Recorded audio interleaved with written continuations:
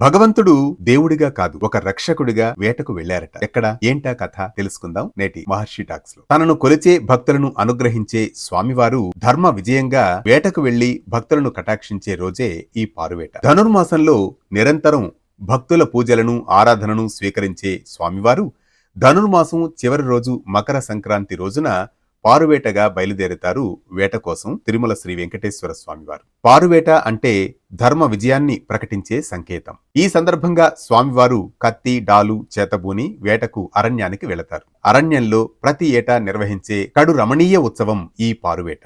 ఈ ధనుర్మాసమంతా స్వామివారు సాత్విక నియమాలతో ఉంటారు. ధనుర్మాసం ముగిశాక లోక రక్షణ కోసం నడుం కడతారు. ఇందులో భాగంగా అరణ్యానికి వెళ్లి అక్కడ దుష్ట శక్తులను నిర్మూలించి శిష్ట రక్షణ చేపడతారు. అలా పారువేట అంటే నియమం నుంచి ఒక మంచి కార్యానికి మారే ఘట్టం. అలా ఈ పారువేట ఉత్సవంలో తిరుమల శ్రీ వెంకటేశ్వర స్వామివారు కృష్ణావతారంలో విల్లు బాణాలు చేతబట్టి ప్రత్యేక వాహనంపై అరణ్యానికి వేటకు బయలుదేరుతారు. భగవంతుడు కేవలం భక్తుల ఆరాధనకు మాత్రమే కాక సమాజంలో ధర్మ రక్షణకు కూడా నిలబడాలని సందేశమిస్తున్నాడు ఈ పారువేట ద్వారా. అలా ఈ పారువేట ఉత్సవం మనిషికి సూచించేది భగవంతుణ్ణి కొలవడం మాత్రమే కాదు, భగవంతుడు వెళ్లిన మార్గంలో మనము నడవాలని చెబుతుంది. ఇది తిరుమలలో ఏటా నిర్వహించే స్వామివారి పారువేట ఉత్సవానికి ఉన్న విశిష్టత.